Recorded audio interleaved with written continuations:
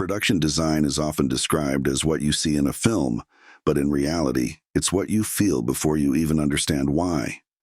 When you think of films like Blade Runner, The Grand Budapest Hotel, or The Godfather, their worlds feel complete and inevitable, as if they existed long before the camera arrived. That sense of inevitability comes from design choices rooted in story, not decoration. Today, I'll talk about how production designers create those worlds by developing backstory, conducting research, and ultimately trusting creative intuition. These three elements work together to transform empty spaces into narrative environments, what we often call the third side of the storytelling triangle, alongside character and plot. A key principle of production design is that the set does not belong to the designer, it belongs to the character. Gordon Willis's cinematography on The Godfather is often praised, but the production design is equally critical. Don Corleone's office is dark, heavy, enclosed, and traditional. Those choices aren't stylistic flourishes. They reflect a man who values secrecy, control, and old-world power. If that same office were tinged with fantasy, it would contradict the character. This is why personal taste must take second place in production design. The designer's job is not self-expression, but interpretation, translating character psychology and narrative mission into physical space.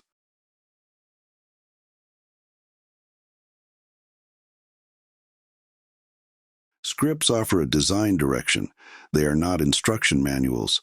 They rarely describe wall colors, furniture styles, or what objects sit on a shelf. Yet when we watch films like Children of Men, the environments feel layered with history. Graffiti, worn furniture, abandoned technology. That richness comes from backstory. Backstory explains why the space looks the way it does. Who lived here before? What happened in this room? What does the owner value or ignore? Even if the audience never consciously notices these details, they register emotionally. Without backstory, design becomes arbitrary. With it, every choice has narrative gravity.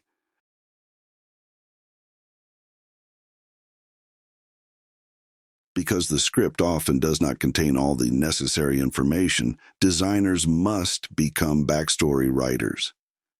Think about the film Her. Joaquin Phoenix's apartment reflects a man who is emotionally withdrawn but sensitive. Soft colors, modest furnishings, order versus clutter. None of that is necessarily spelled out in the script. The designer invents these details and offers them to the director as narrative tools. This is not overstepping. It's collaboration. As long as these ideas grow from research and story logic, designers have both the right and the responsibility to propose them. This is where design moves from decoration into production design. Research is what keeps imagination believable. Consider Titanic. The film's emotional power depends on the audience trusting the world they see. That trust comes from exhaustive research into architecture, furniture, social class, and historical behavior. Research allows designers to move from abstract ideas into physical reality.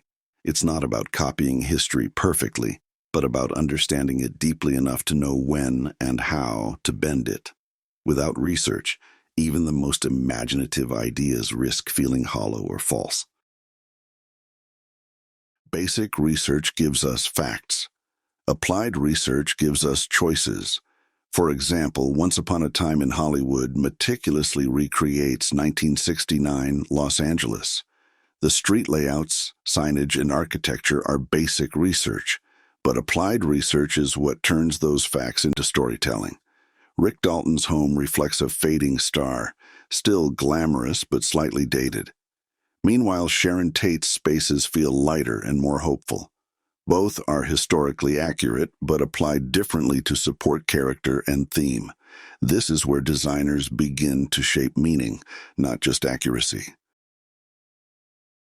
After we've gathered facts and applied them logically, something interesting happens.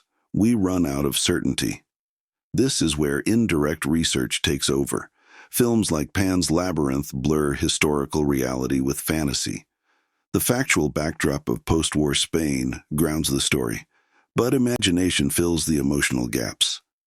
Indirect research is less about finding answers and more about provoking questions. What does fear look like? What does innocence feel like in space? Backstory nudges imagination in a specific direction, so creativity remains purposeful rather than random. Creative intuition is often misunderstood as guesswork. In reality, it's accumulated knowledge resurfacing.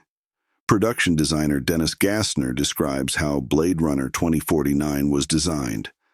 Thousands of references fed into a visual language that eventually felt instinctive. This is the iceberg metaphor. Research is the visible tip, organized, explainable, logical. Beneath it lies intuition, where ideas surface suddenly but are rooted in experience. When intuition emerges, it no longer feels subjective, it feels right. The what-if moment is where design reshapes narrative. In Parasite, the house itself becomes a storytelling device. What if the wealthy family's home were built on levels? That single design idea enables themes of class, power, and invisibility. Designers often pitch these ideas by framing them as possibilities rather than demands. What if there were a hidden staircase? What if the apartment connected to the roof? These moments can unlock new blocking, lighting, and even plot developments. This is where designers move from service roles into creative leadership. This is when art direction becomes production design. Strong production design begins with backstory, is disciplined by research, and is completed through creative intuition. When these elements work together, environments become active storytellers. The audience may never consciously analyze a wall color or prop choice, but they feel the coherence of the world. As designers, our responsibility is to create spaces that feel lived in, motivated, and narratively alive. When we do that successfully, the environment doesn't just support the story, it becomes part of it. Production designers begin with the basic knowledge of a subject and then begin to sculpt, shape, and mold it into an environment, into a power set that many times supports the climax of the film.